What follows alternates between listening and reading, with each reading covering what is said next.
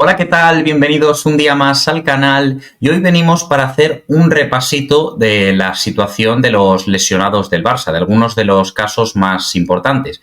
Y para algo tan interesante no puedo venir solo, sino que vengo muy bien acompañado. Él es David Gutiérrez, experto en fisioterapia deportiva y ejercicio terapéutico. ¿Qué tal, David? ¿Cómo estás? Muy buenas, Darío. ¿Todo bien? ¿Tú qué tal? Bueno, hoy vengo muy intrigado porque vamos a hablar de casos que a la afición del Barça le interesan mucho. Interesan mucho porque son jugadores importantes y sus situaciones con las lesiones son bastante preocupantes. Así que vamos a hacer un repaso.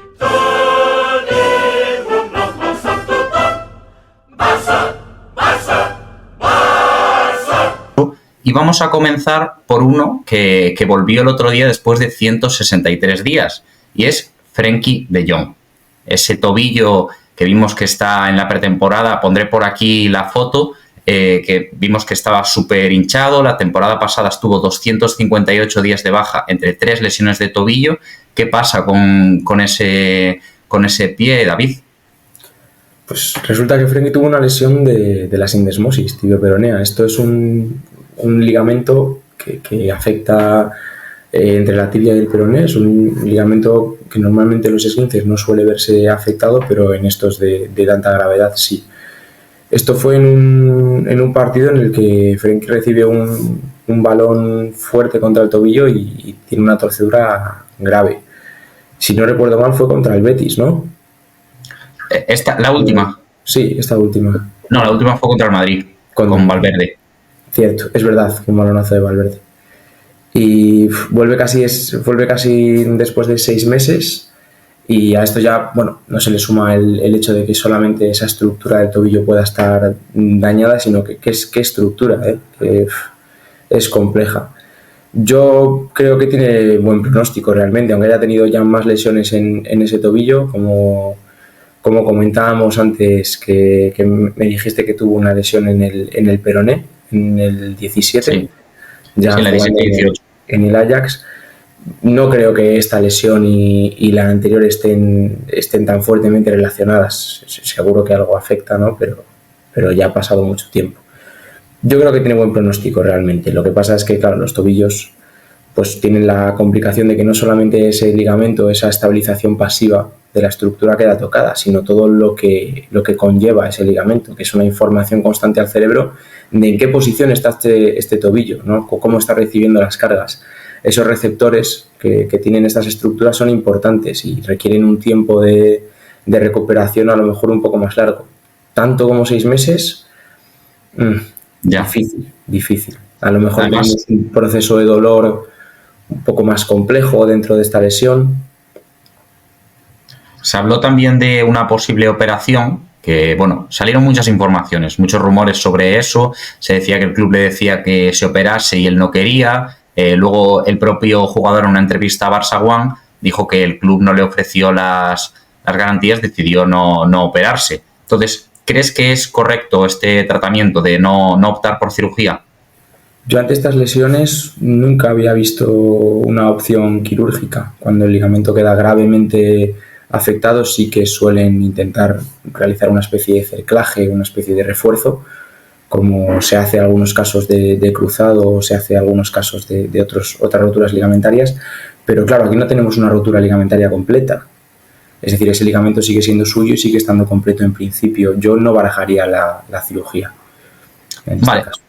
Y teniendo el tobillo como lo tenía en la pretemporada y viendo todo el historial, ¿crees que va a poder jugar sin dolor y pudiendo meter, o sea, completamente liberado mentalmente? Porque pudiendo meter el pie fuerte y todas esas acciones que lleva el fútbol. Dependerá del jugador principalmente. Es normal que después de ciertas lesiones en un tobillo, sobre todo en un tobillo, que la circulación se ve más comprometida y es una estructura que tiende a engrosarse un poquito más, a estar más llena de líquido, a estar un poco más inflamada. Después de la exposición a un partido largo, un entrenamiento, la compresión que genera la bota, la media, estos tobillos se engrosen un poquito. Y por eso vemos esas imágenes. Vamos, el ejemplo más claro es el tobillo de Messi, que después de jugar los partidos estaba... Y eso en principio no tiene por qué condicionar al jugador. Que tenga dolor, que tenga malestar, sensación de cierta inestabilidad o incomodidad después de haber lesionado la sindesmosis, es posible, pero bueno, existen vendajes funcionales y readaptaciones muy completas y muy concretas para trabajar este tipo de cosas, y ahí están los mejores profesionales. Yo no creo que tenga problema Frenkie, confiamos en que vuelva bien. O sea que los culés podemos estar tranquilos con el centrocampista neerlandés, ¿no? Podéis Genial. estar tranquilos, yo creo. Genial. Pues vamos a hablar ahora de una de las grandes esperanzas del Barça. Muchos lo catalogan como ave fénix, que resurgirá de sus cenizas, pero de momento está un poco complicado, y ese es Ansu Fati, que bueno, su problema fue una rotura en el menisco izquierdo, el menisco de su rodilla izquierda, donde tuvo 4 operaciones. Primero se intentó suturar el menisco, no salió bien y luego lo extirparon parcialmente. ¿Cómo ves este caso? Porque ya no es el Ansu explosivo, desequilibrante, sino que ya es un poquito más lento, un poquito más estático, a lo mejor abandonó un poco la banda izquierda y ya se tira más hacia el centro, hacia la delantera. ¿Cómo ves su caso? Yo creo que hay que darle mucho tiempo a Ansu.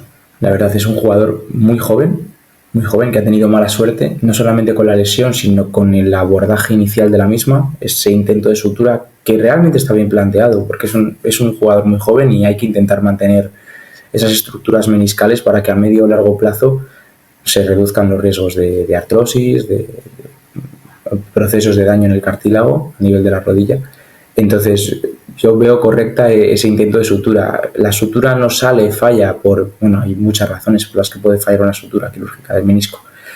Se opta al final por una menisectomía parcial y esto, le permite volver al jugador, parece que ha vuelto bien. Pasa que después de esto ha enlazado lesión tras lesión a nivel muscular, a nivel de molestias, ahora dolor en la planta del pie hace poco. Ha vuelto y tendremos que darle tiempo para que recupere esa explosividad y eso que tanto nos gustaba de él. Pero ya te digo, 21 años. Nada. ¿Pero es factible a nivel físico que vuelva a ser ese jugador tan rápido, tan desequilibrante? Sí, por supuesto. Con trabajo y con paciencia, yo creo que sí que volverá a dar que hablar. Ansu Fati, sí, yo creo que sí, es muy joven. Con estas noticias tan buenas, la gente me va a pedir que te traiga siempre al canal a analizar las noticias. Bueno, tenemos algunos casos de lesiones que sí que tienen un pronóstico un poquito más duro. Que me parece que es el caso del futbolista del que vamos a hablar. El capitán del primer equipo, Marc-André ter Stegen, se rompió completamente el tendón rotuliano en el partido en Villarreal. La pregunta es clara, ¿volverá a ser el mismo tras una lesión tan dura? Es una pregunta muy complicada y hay que mojarse, la verdad. Ter Stegen ya tiene 32 años, ese tendón rotuliano ha pasado ya por mucho y más que va a pasar ahora después de la cirugía y la recuperación. Yo personalmente, ojalá me equivoque, pero creo que este jugador le va a costar mucho. Le va a costar. Ya. Es que lo analicé yo en mi vídeo cuando pasó. Hice un pequeño análisis de su situación, hablé un poco de ese historial del que hablas, que lleva arrastrando problemas en el tendón rotuliano desde la 18-19. Sí, entonces, claro. Desde la 19, temporada 19, luego la 20-21 también tuvo algunas... Ellos hablan de intervenciones, realmente sí que son intervenciones, pero son mínimamente invasivas, son tratamientos hacia el tendón, un tendón que ya estaba sufriendo, que ya el colágeno no se orienta de la misma manera, ya el tendón no es igual de eficiente, hay que empezar a inyectar cierto plasma o las terapias que hayan seguido, no me he informado tanto, pero claro, ya es un tendón que para que se produzcan este tipo de lesiones tiene que estar parcialmente degenerado, tiene que estar afectado. Son lesiones de tendones muy importantes, tendón rotuliano, tendón de Aquiles, que o bien se producen porque hay algo fortuito, muy grave, muy brusco, o bien parcialmente degenerado. Normalmente deportistas mayores, tenemos el ejemplo de Beckham jugando con el Milan, como se rompió ese tendón de Aquiles. Esto es un caso parecido, pero en otro tendón importantísimo, el tendón rotuliano, que es vital para cualquier jugador de fútbol, querido portero. Además, yo me estuve informando un poquito en algunos portales especializados y decían que la rotura del tendón rotuliano es una lesión poco usual en los futbolistas, ¿no? Sí, por supuesto. No, vamos, ¿cuántas lesiones salen de estas en el fútbol profesional? A lo mejor sale una cada 2 o 3 temporadas, es algo extraño, y más con todo el cuidado que hay, con toda la monitorización de síntomas, de que a un jugador de fútbol le duele el rotuliano y en un momento tiene una ecografía. Y si no está claro, al día siguiente tiene una resonancia. O sea, ese tendón sabemos exactamente cómo está, cuánta carga se le puede otorgar a ese tendón, cuántos minutos, qué tipo de ejercicios, por qué este sí, por qué este no, durante cuántas semanas hay que cuidar esta exposición para que la imagen sea mejor, que se correlacione con los síntomas. Esta gente está rodeada de, ya te digo, los mejores. Es muy raro que pasen estas cosas. Claro. Bueno, vamos a abandonar un poquito este mal tema, esta mala noticia, y vamos a hablar de una vuelta que todos los culés estamos deseando que llegue. Esa vuelta de Gavi al campo tras casi 12 meses, porque se lesionó en noviembre en ese partido de España-Georgia de la Nations League. Bueno, tras una rotura del ligamento cruzado con afectación de menisco, ¿qué se puede esperar de esta vuelta de Gavi? Nada, lesión normal y corriente. Tenemos que entender que ahora las lesiones completas del ligamento cruzado, más si hay una afectación meniscal también, se nos vayan casi a la temporada completa. Las últimas guías dicen que cada mes que pasa a partir de, creo que es el 8º o el 9º, aumenta todavía más el porcentaje de recuperación favorable, es decir, que se disminuye el riesgo de relesión en esa zona. Entonces, que se haya alargado un poquito más en vez de esos 8 o 9 meses que todo el mundo dice, no, te ha roto el cruzado, 8 o 9 meses. Bueno, si son 10 o son 11, para el jugador es mejor, porque se disminuye el riesgo de relesión, ya te digo.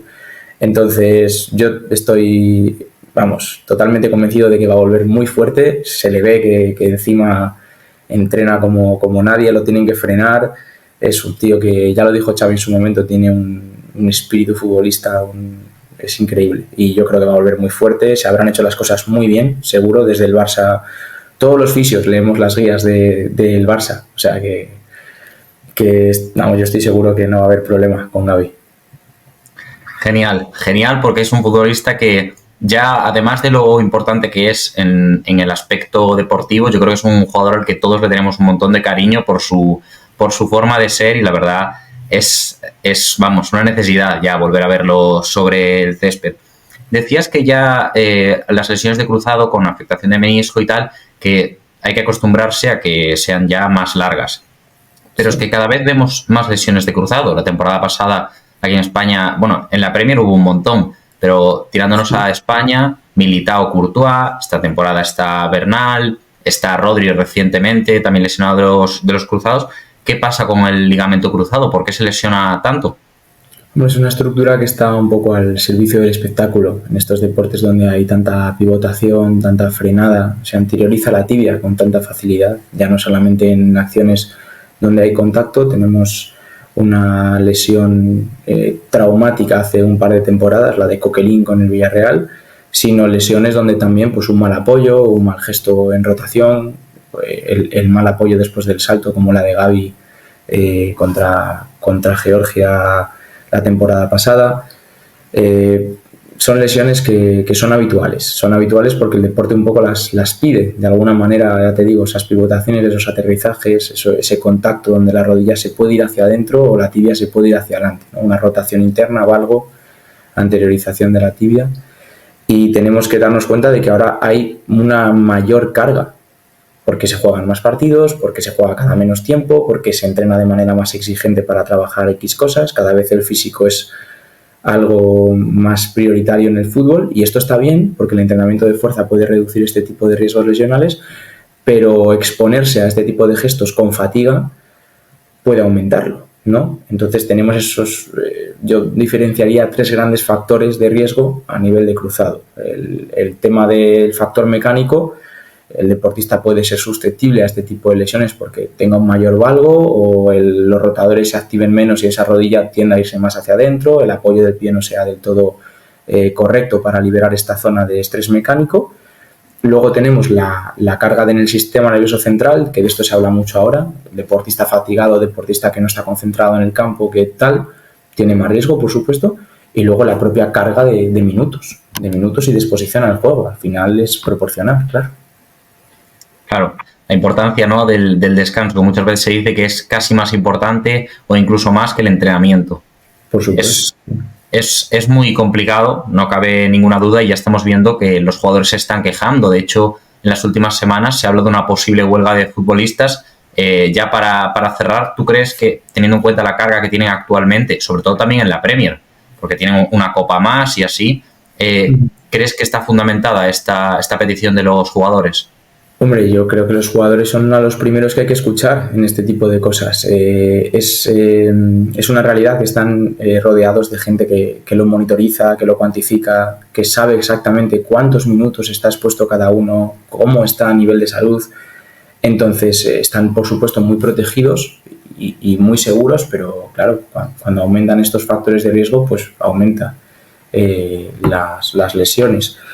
Yo creo que lo que se debería hacer es tomar otras estrategias. El fútbol moderno tiene una pinta de que va a jugarse cada menos días, va a haber muchas más competiciones, vamos a tener la suerte de poder ver a estos jugadores más y más, pero claro, tendrá que haber a lo mejor plantillas un poquito más grandes, mayor cantidad de rotaciones para dar descanso a ciertos jugadores, hacer semanas de recuperación aunque no haya lesiones, decir, oye, pues vamos a exponer a este jugador a unas cargas diferentes para que estos tejidos pues puedan ir recuperándose, semanas donde pues a lo mejor haya una menor carga competitiva, ¿no? Partidos un poquito más fáciles o competiciones en las que bueno, pues el equipo esté un poco más cómodo y sacar a otros jugadores, que encima esto va a ser positivo porque vamos a ver más todavía.